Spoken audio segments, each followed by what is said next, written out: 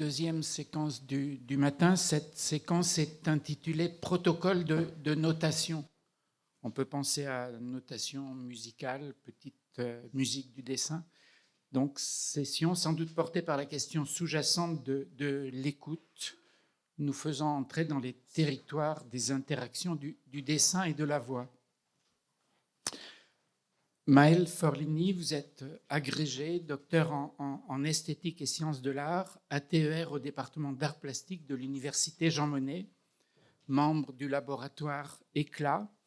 Vos thèmes de recherche portent sur les approches interdisciplinaires de la voix comme matériau dans les arts plastiques, les pratiques de l'installation et de la performance dans les arts contemporains, la porosité entre art et littérature. Vous avez notamment co-organisé avec Fabrice Flautez une journée d'études intitulée « Pour une histoire de la voix enregistrée 20e, 21e siècle ». En 2025, vous avez soutenu votre thèse intitulée « Voix sans corps, les voix acousmatiques et enregistrées dans les installations de 1990 à nos jours en France », thèse qui porte sur les usages de la voix enregistrée et acousmatique dans les installations de 8 artistes contemporains, parmi lesquels Violaine Trochu, sur laquelle Violaine Lochu, sur laquelle se concentre l'intervention d'aujourd'hui intitulée « Phonographie, interaction entre voix, dessin et écriture » chez Violaine Lochu. Merci beaucoup. Avant toute chose, donc je tiens à remercier pour leur invitation à ce colloque Anne Favier et Rimé Jacquier. Anne Favier qui m'a proposé donc de donner une nouvelle dimension à mon approche de la voix en la confrontant au dessin, ce que je propose de faire aujourd'hui à partir de quelques productions de Violaine Lochu.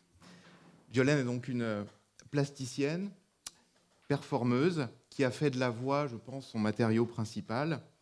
Et elle est par ailleurs, depuis très longtemps, bien avant sa carrière artistique, musicienne et chanteuse.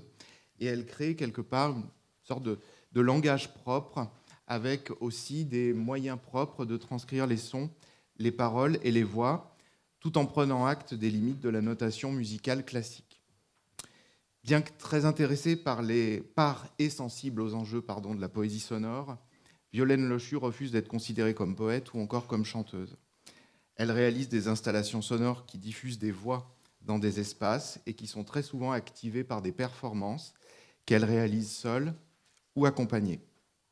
Mon travail de recherche, mené dans le cadre de ma thèse en esthétique qui vient d'être présentée, s'est essentiellement porté sur ce travail d'installation et de mise en voix, de spatialisation des voix.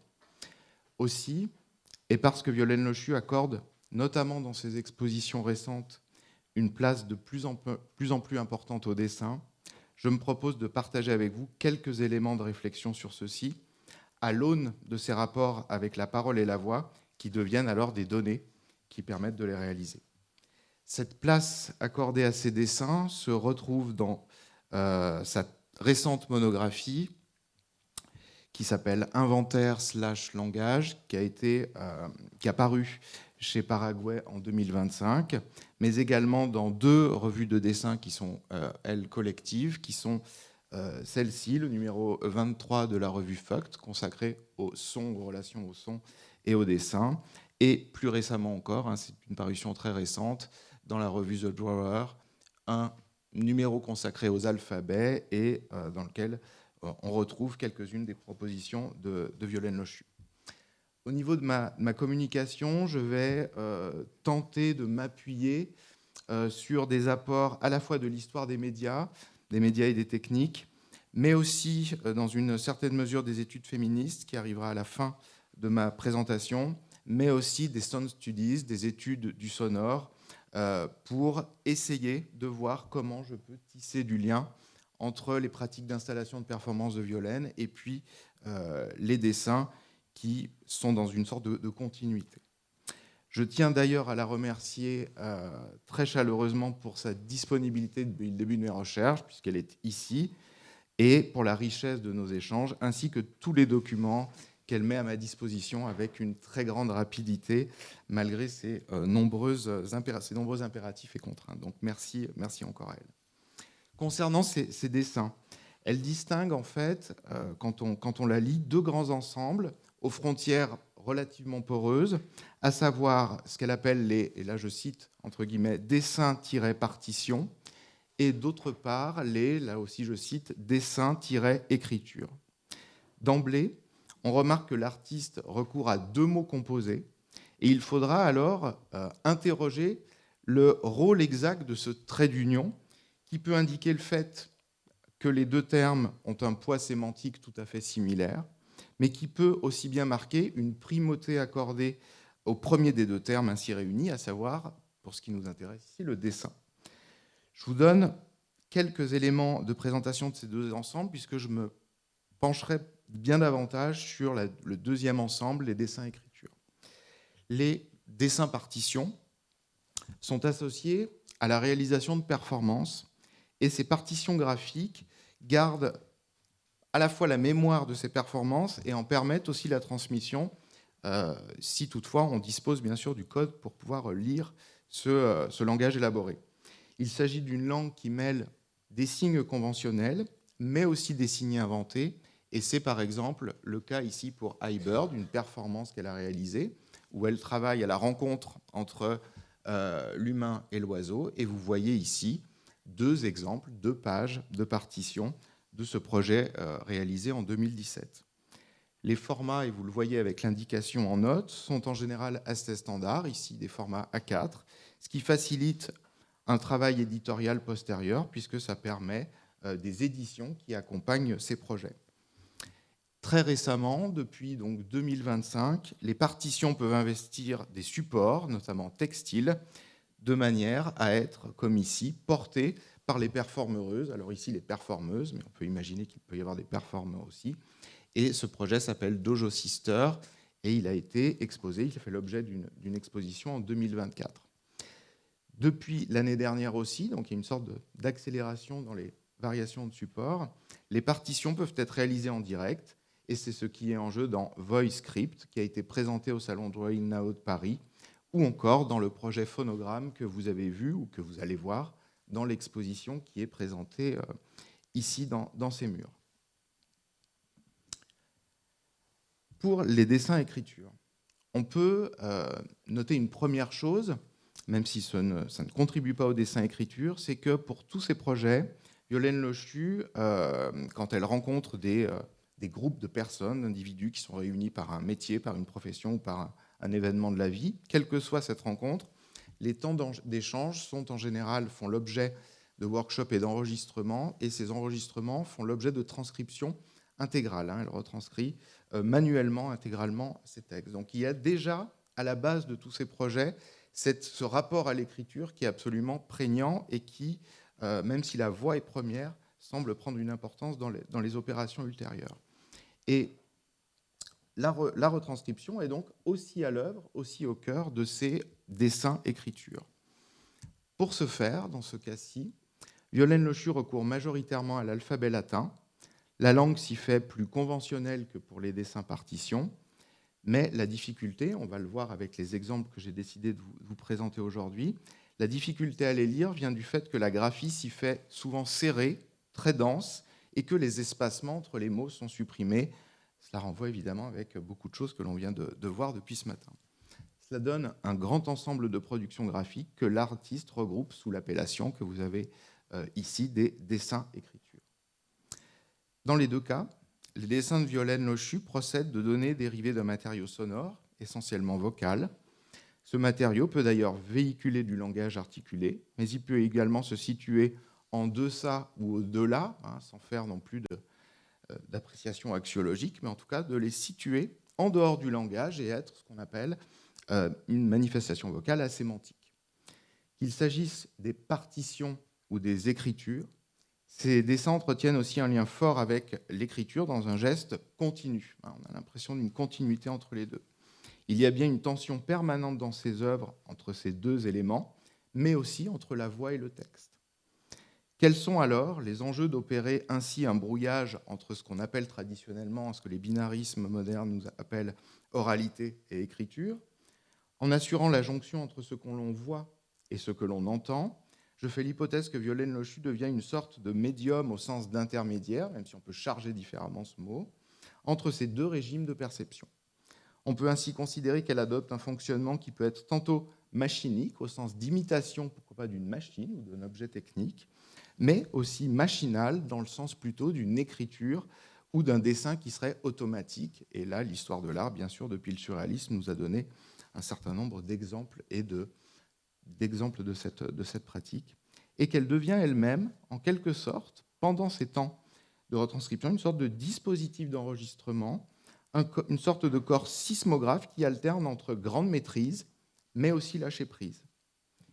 Historiquement, et c'est là où je vais renvoyer à quelques éléments d'histoire des médias et des techniques, le matériau sonore et vocal a souvent été relégué au rang de matériau mineur, un matériau perçu comme trop volatile, non fiable et rattaché surtout à l'immédiateté du corps, ou utilisé pour des formes d'expression qui sont socialement et culturellement toujours infériorisées ou considérées comme subalternes.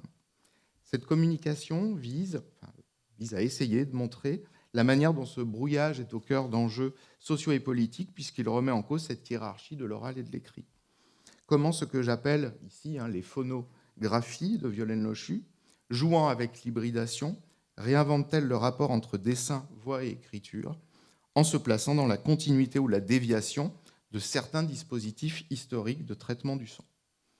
De ce fait, en quoi cela permet-il de brouiller les frontières entre lignes vocales, lignes d'écriture et lignes graphiques, de manière à produire ce que j'appelle de la friture sur la ligne? Enfin, comment la pratique graphique de Violaine Lochu met-elle en scène une forme de médiumnité artistique, où l'artiste se fait corps sismographe des voix qu'elle recueille, et en quoi cette posture de canal ou de réceptacle constitue-t-elle non pas une abdication de l'autorité et de l'octorialité, mais une stratégie, pour reprendre une formule à laquelle elle recourt fréquemment, d'empowerment, en bon français, d'empouvoirment et de redistribution du pouvoir d'écrire. Parmi l'ampleur de la production graphique de l'artiste, ma communication s'attardera plus spécifiquement sur 3 œuvres. Alors, il s'agit tout d'abord de Follow the Line, qui date de 2018, qui est une réponse vocale à Solo d'un trait noir de Vera Molnar que vous voyez sur les vitres de cette magnifique bibliothèque. Et je vous propose d'en écouter tout de suite un extrait. Vous remarquez que cette exposition s'est passée aux Archives nationales de Paris, donc en termes de paroles majoritairement écrites issues d'une histoire dominante, on est dans un lieu où la parole d'autorité est installée.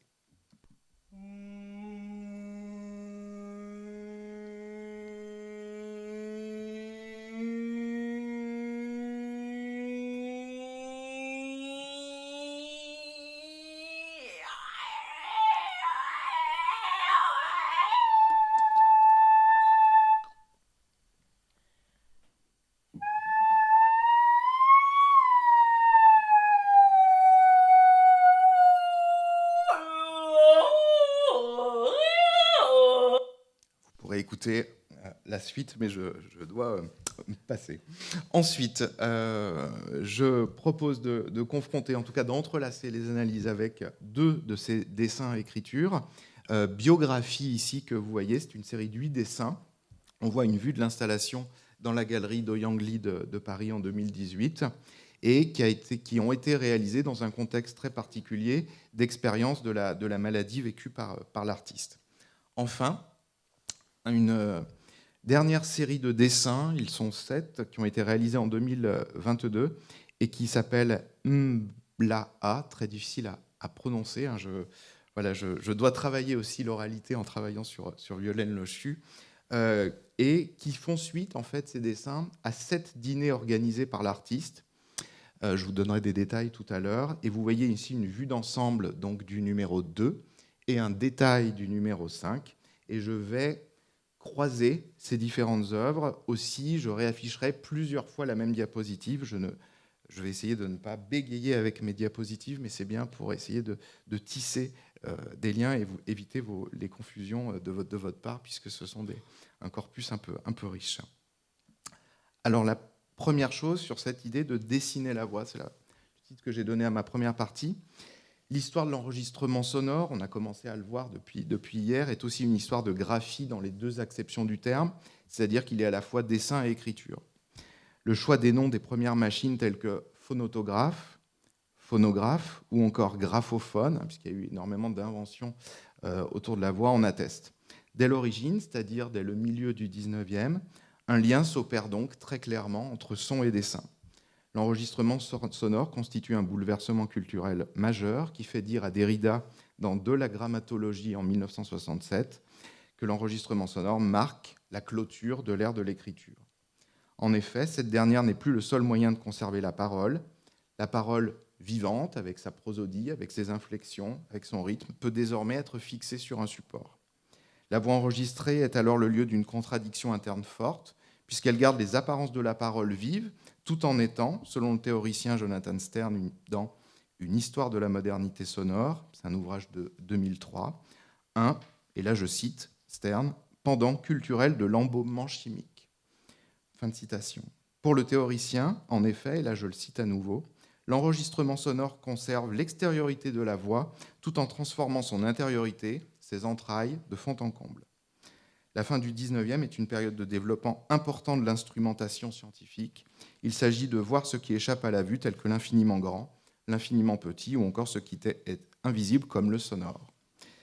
Entre parenthèses, pardon pour la digression, mais on peut noter que les nombreux dessins d'Yolaine Lochu attestent de cette parenté avec l'univers scientifique, puisqu'il rejoue un vocabulaire formel et visuel emprunté à l'imagerie scientifique, comme c'est le cas pour les biographies, où on identifie bien sûr des cellules. Pour en revenir à l'histoire de ces enregistrements, c'est vraiment dans ce contexte du 19e que l'enregistrement sonore émerge et le phonautographe d'Édouard Léon Scott de Martinville est créé. Il a été évoqué hier dans une communication.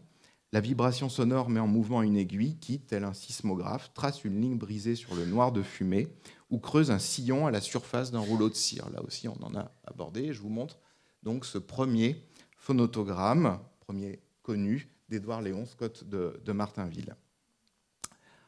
En 1857, donc, ce premier phonotogramme est obtenu. Le son est donc à la fois dessiné et dessinant. Il devient ainsi visible, non pas transcrit, mais, et là encore un terme qu'on a utilisé beaucoup, transcodé dans une forme visuelle. Les dessins partitions de Lochu s'inscrivent ainsi dans la filiation des origines de l'enregistrement sonore, et là je pense surtout à Follow the Line qui a un statut ambigu, il me semble, entre les partitions et les écritures. On n'est ni tout à fait dans l'un ni tout à fait dans l'autre, ce qui atteste de cette porosité. On pourrait donc établir un lien entre ces partitions graphiques et le transcodage. Il s'agit alors pour l'artiste de réussir à inventer un code graphique qui permet de garder une mémoire visuelle d'éléments auditifs qui échappent à l'écriture habituelle, puisqu'elle travaille avec notamment des chants d'oiseaux, des cris ou des infrasons d'animaux marins. Son travail graphique instaure un trouble dans la frontière entre oralité et écriture, tel que l'analysait Walter Hong dans Oralité et écriture en 1982. La voix n'y est plus simplement opposée à l'écrit, mais se trouve reconfigurée au sein même du dispositif graphique, qui tente d'en capter les modulations et les éléments asémantiques. En revenant au phonotogramme de Scott de Martinville, il faut noter que ce tracé restera muet jusqu'à ce que deux scientifiques, Giovannoni et Pfister, parviennent en 2007 à en fait, le lire, puisqu'il n'existait, on pouvait enregistrer le son à l'époque, mais on ne pouvait pas le lire. Et on entend, du coup, une voix lointaine, un peu d'outre-tombe, assez frêle et tremblante, qu'on pense être celle de Scott de Martinville lui-même, qui entonne au clair de la lune. Donc je vous propose d'en écouter.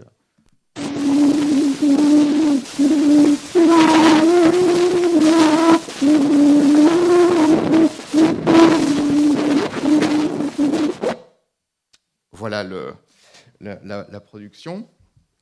Damien Simon, dans un article intitulé « Le sténographe et la mécanographe », paru dans la revue Reven, qui a été consacrée aux relations entre dessin et son en 2020, écrit ainsi: « Au-delà du projet rationnel de sténographie automatique, c'est un projet de sauvegarde de la pensée pure sans médiation qui n'a pas le temps de se perdre dans l'écriture que poursuivait le typographe. » Donc il y a cette idée de suivre le rythme de la pensée. Il s'agit bien pour ces inventeurs de parvenir à inscrire la parole, et donc la pensée, directement et sans recourir à une médiation qui en réduirait la vitesse et l'intensité. Comme on le verra plus loin, ce projet rejoint en cela l'objectif des spirites et leur souhait de saisir directement la pensée sur un support stable. La pratique graphique de Violaine Lochu pourrait s'inscrire dans cette filiation, en tout cas dans son dispositif, pas dans ses fins. Le dessin ne consiste pas en la réalisation d'une forme préalablement pensée, mais sont une pensée en train de se faire. Ce qu'elle nomme dessin-partition et dessin-écriture sont deux manières d'enregistrer des paroles et des voix. L'incorporation, rendue possible par le dessin de sa main, lui permet, selon elle, et là je cite un texte inédit d'elle, une remémoration des paroles entendues.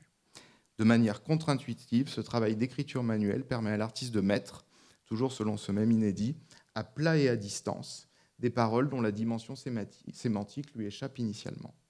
Mais on comprend également qu'au travail d'analyse par l'oreille, l'artiste a besoin d'associer une dimension visuelle. Spatialisées, les paroles deviennent ainsi à la fois visibles et lisibles, permettant ainsi de composer les pièces à venir, qu'il s'agisse d'installations sonores ou de dessins-écriture, comme pour la série de 8 dessins intitulée « Biographie » réalisée en 2018. Cette dernière consiste en une sorte de journal intime, ce sont des pensées intérieures liées à l'expérience d'une maladie vécue par l'artiste. Bien que produit à partir d'une écriture, les modalités graphiques engagées rendent quasi illisible le texte produit. De plus, les formes données au texte convoquent immédiatement une imagerie scientifique, comme je le disais tout à l'heure, puisqu'on distingue des formes de cellules comme si elles étaient vues à l'aide d'un microscope. La série de dessins Mbla joue également de cette porosité entre dessin visible et texte lisible, mais avec des moyens plastiques différents. L'installation comporte des dessins et des pièces sonores. Ces dernières sont produites à partir d'entretiens individuels menés en amont des repas avec les artistes qui étaient convoqués pour le repas et qui évoquaient certains moments forts de leur pratique artistique. Pendant les repas, donc deuxième temps, les conversations ont été enregistrées et elles sont ensuite retranscrites et forment une sorte de cartographie. Une performance et une pièce sonore portant sur le rire complétaient l'ensemble. Ainsi, parler, manger et rire sont trois opérations qui mobilisent prioritairement la bouche et que Violaine Lochu vient réunir dans ce travail. Et le titre, même si elle ne donne pas d'informations sur ce titre, plutôt mystérieux, plutôt sonore, renvoie sans doute à ces trois temporalités, le M majuscule pour manger, bla pour blabla, la conversation et les échanges, et peut-être le A qui serait l'interjection du rire. C'est en tout cas une hypothèse. Concernant les dessins, on voit que les lignes courbes d'écriture se distinguent, mais restent difficiles à suivre tant elles serpentent et se croisent. Des collages d'images diverses viennent ponctuer l'ensemble, des portraits devenant ainsi les interlocutrices quand les autres motifs découpés ou tirés d'Internet s'offrent comme autant de sujets conversationnels. Il est important de noter que ces dessins sont produits à partir d'enregistrements uniquement vocaux. Violaine Lochu ne filme pas les participantes et participants au dîner qu'elle organise. Elle ne conserve que les sons et les voix qui sont alors dites acousmatiques, ce qui signifie qu'elles sont détachées de leur source d'origine. Follow the Line est, nous l'avons dit, une œuvre sonore réalisée à partir de l'installation Solo d'un trait noir de Vera Molnar. Le titre de Molnar mentionne un solo, terme qui renvoie au vocabulaire de la danse ou de la musique, ce qui indique une dimension temporelle que la voix de Lochu va prendre ainsi en charge. C'est le seul exemple, à ma connaissance, d'œuvre pour laquelle elle n'a pas réalisé la partition. Et ici, l'œuvre d'une autre artiste devient une partition potentielle à investir, avec une sorte de tissage des voix, comme pour les conversations de Mbla, où vous avez une sorte de polyphonie orchestrée par ces repas. Comme son titre Follow the Line l'indique, Violaine Lochu suit la ligne et la transcode, passant ainsi d'un registre visuel à un registre sonore et vocal. Rappelons que Vera Molnar recourait, dès 1959, à la méthode dite de la machine imaginaire ou de l'ordinateur imaginaire. Ce devenir machine lui permettait de systématiser de quelque manière sa démarche. De la même manière, Violaine Lochu endosse ce devenir machine qui lirait ainsi la partition. Sa voix, toujours infralangagière et asémantique, épouse les caractéristiques de la ligne tracée en noir sur les parois vitrées de la bibliothèque et produit ainsi une sorte de correspondance vocale avec l'œuvre de Molnar. Comme pour les voix des enregistrements de Mbla, la voix diffusée de Follow the Line est également acousmatique. Un seul haut-parleur placé en hauteur diffuse la voix de l'artiste dans le même lieu, à savoir les archives, de celui dans lequel se trouve l'œuvre de Molnar. De telles voix dépourvues de corps cherchent ainsi un endroit où elles vont pouvoir s'ancrer pour le regardeur, pour le spectateur. Et Stephen Connor a nommé dans son ouvrage consacré à l'histoire de la ventriloquie, un ouvrage de 2000 qui s'appelle Dumbstruck, que cette tendance projective imaginaire que fait le spectateur ou la spectatrice s'appelle une sorte de corps vocalique. Ce pouvoir d'incarnation propre à la voix donne le sentiment que c'est alors la voix qui, je cite, colore ou modèle son contenant, pour reprendre les termes de l'auteur. Ainsi, grâce à ce phénomène, la ligne graphique s'entremêle pour le spectateur à la ligne vocale, puisqu'on n'a pas de personnes qui sont en présence, et donc on va pouvoir rattacher, imaginer un entrelacement de cette ligne graphique et de cette ligne vocale. Ces trois œuvres opèrent ainsi une tension entre dessin, voix et écriture, faisant pencher la balance tantôt d'un côté, tantôt de l'autre. Quoi qu'il en soit, il est important de remarquer que le continuum, malgré l'hétérogénéité des médiums, qu'opère l'artiste entre voix, dessin et écriture. Il est important de remarquer le continuum. Cela marque une différence nette avec d'autres artistes sonores, tels que, pour prendre l'un des plus célèbres et connus, Max Neuhaus, qui distinguait strictement sa pratique sonore de sa pratique graphique. Dans un article qui est de 1994 et qui est intitulé « Notes sur le dessin », il dit que le dessin chez lui n'est pas la transcription d'un son. Il refuse également le principe de synesthésie ou de correspondance entre ce que l'on voit et ce que l'on entend. Les dessins sont pour lui une sorte de mémoire vive, représentent les étapes dans le processus de création ou encore sont des projections de ce qu'une idée pourrait advenir. Si Max Neuhaus ne présentait jamais de manière conjointe dessin et installation sonore, Violaine Lochu en permet au contraire l'expérience simultanée, comme c'est le cas pour Follow the Line ou pour Mbla. À première vue, la coexistence des trois registres que constituent la ligne vocale, la ligne graphique et la ligne d'écriture pourrait former un dispositif audiovisuel propice à une communication optimale. Or, il semblerait bien davantage que cet entrelac de lignes orales, graphiques et scripturales produise bien davantage, ce que j'annonçais tout à l'heure, à savoir de la friture sur la ligne. Cette expression désigne tout d'abord un phénomène technique avant de devenir une métaphore. Elle renvoie à une altération du signal dans un dispositif de communication, qu'il s'agisse d'enregistrement, de transmission ou de diffusion. Ce bruit dit parasite, qui peut être un grésillement, un souffle, une distorsion, vient perturber la clarté du message, comme on peut l'entendre à l'écoute du premier enregistrement de voix réalisé par Scott de Martinville que vous avez entendu. Autrement dit, la friture ne relève pas simplement d'un défaut, elle rend perceptible le médium lui-même en tant que dispositif technique, en révélant son existence, ses limites et ses conditions de fonctionnement. C'est précisément ce type de perturbation que rejoue Lochu dans Follow the Line. Dans cette œuvre, la voix se déploie sans passer par la parole articulée.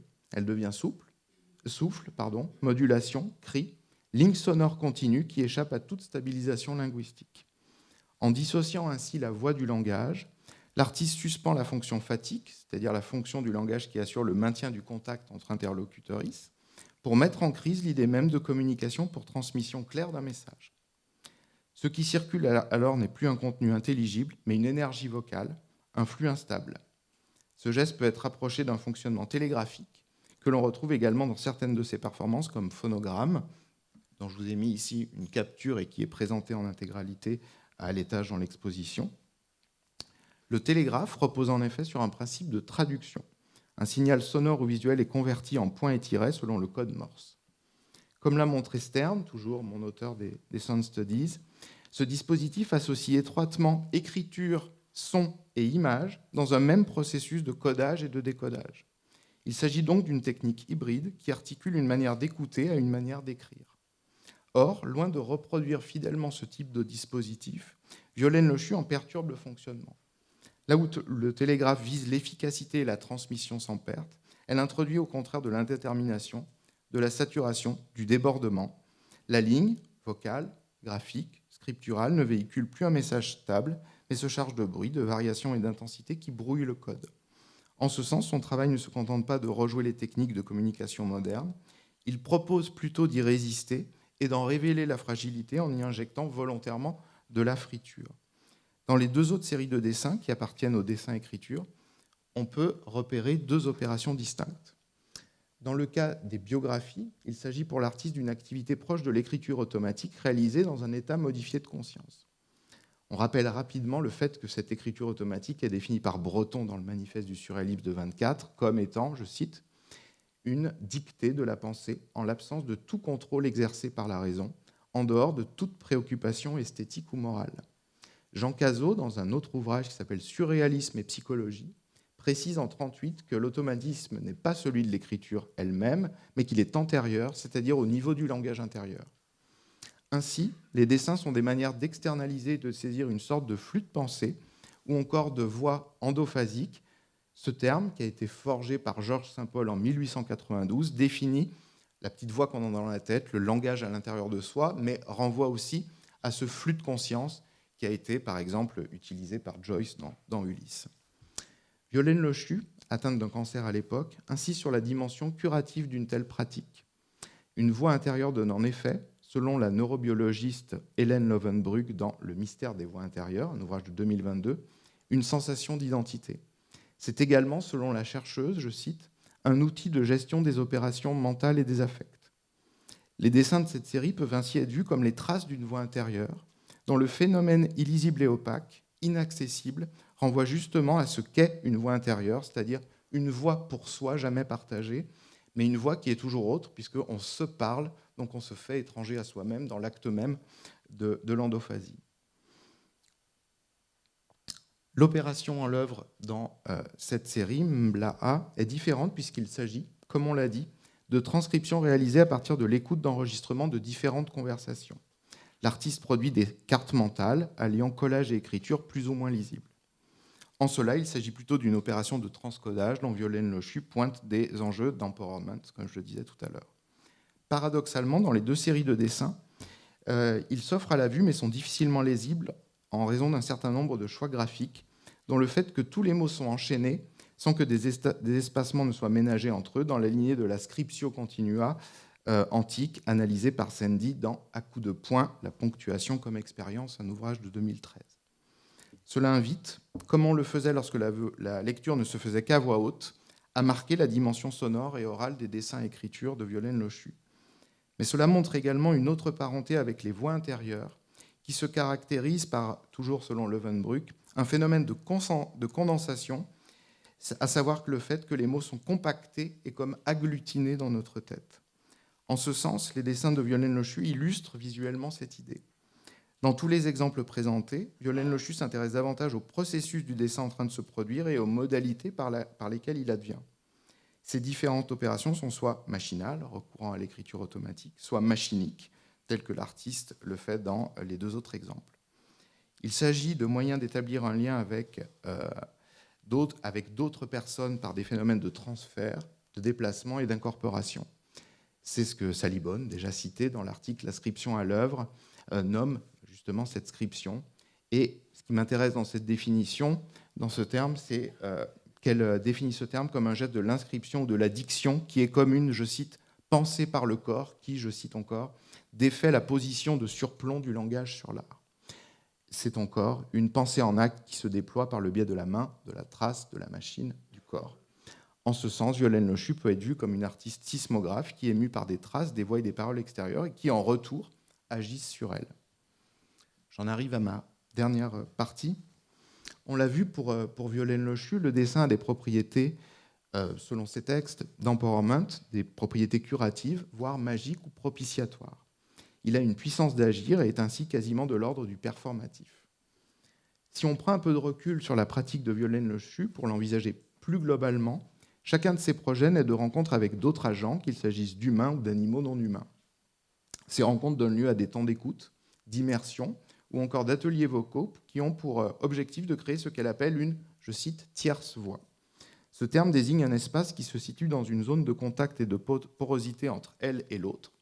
Ces ateliers constituent ce que les anthropologues nommeraient un terrain, actant une relative proximité entre son travail et la recherche en sciences humaines et sociales. La voix serait ainsi un moyen de se métamorphoser et de fluidifier les identités. De ce fait, le travail vocal lui permet de l'envisager sous différents angles, les perspectives anthropologiques, féministes, décoloniales ou encore psychanalytiques qui s'y recoupent.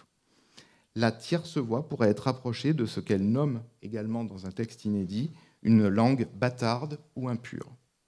L'artiste est ainsi doué en quelque sorte d'un pouvoir médiumnique, les voix des autres la traversent et l'octorialité de ce qu'elle vocalise ou dessine pose de ce fait question qui dessine et qui parle.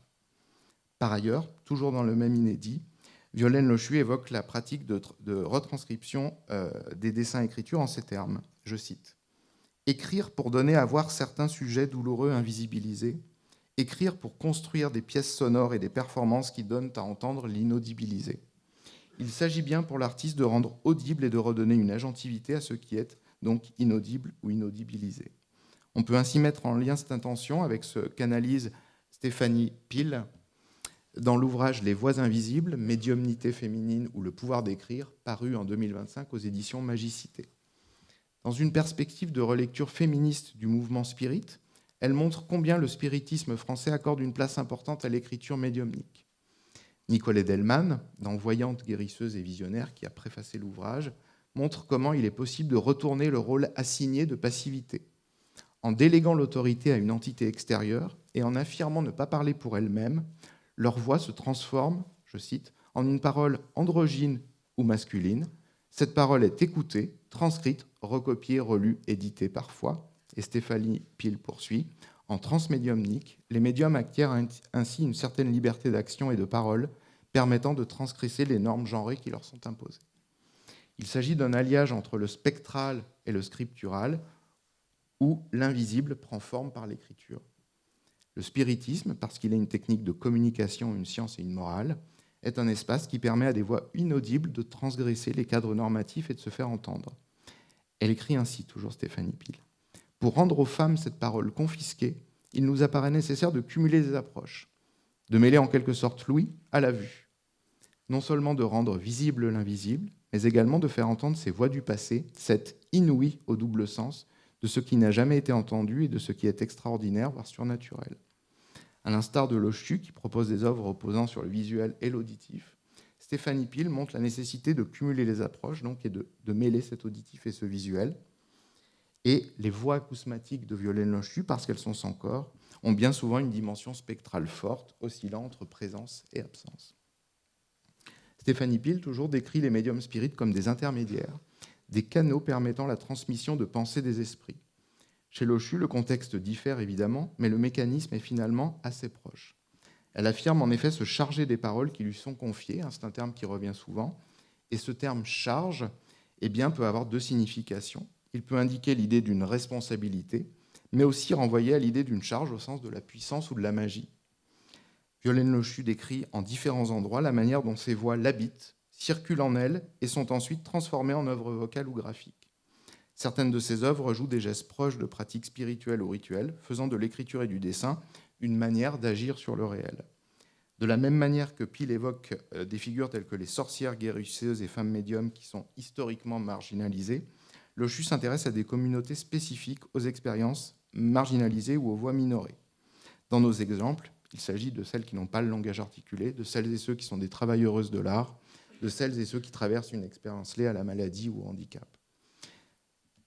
Pour conclure, Stéphanie Peel et Violaine Lochu mettent en jeu la transformation d'une voix invisible en trace matérielle par le biais d'un corps médiateur qui devient central. Dans les deux cas, l'écriture manuscrite est agissante et contribue à réhabiliter les voix marginalisées. Le dessin peut donc être envisagé, chez Violaine Lochu, comme un prolongement du travail vocal, permettant l'hybridation et la rencontre avec l'altérité. Violaine Lochu agit donc bien comme un médium qui reçoit des voix, les transforme et les matérialise. Nicole Edelman, dans l'ouvrage déjà cité, définit le médium ainsi. Être médium, c'est être quelqu'un qui n'est pas tout à fait soi-même, mais qui est aussi un peu plus que soi-même. Le corps de l'artiste est donc à la fois agi et agissant. Il oscille entre réceptivité, passivité et grande maîtrise. Les dessins de Lochu peuvent ainsi être compris comme une manière de prolonger l'histoire de l'enregistrement sonore, produisant des phonographies marquées par les gestes corporels et vocaux. Violaine Lochu se fait, selon la belle formule de Stéphanie Peel, sténographe placide, retranscrivant les paroles sans autorité créatrice apparente. En ce sens, il fonctionne comme une mémoire spectrale. Les voix recueillies lors d'entretiens ou d'expériences vécues y subsistent sous forme de gestes graphiques, de flux scripturaux ou de cartographie mentale. À la manière des premières technologies d'enregistrement sonore qui donnaient l'impression de faire revenir les voix absentes, ces œuvres matérialisent une présence vocale qui n'est plus audible, mais continue de hanter la surface du dessin. Si le dessin est ainsi le moyen de prolonger le double processus de visibilisation et d'audibilisation de ces voix minorées, la relative opacité de ces dessins, écritures et partitions permettent dans le même temps d'échapper au risque de la vulnérabilité de l'exposition, voire de la surexposition. Je vous remercie.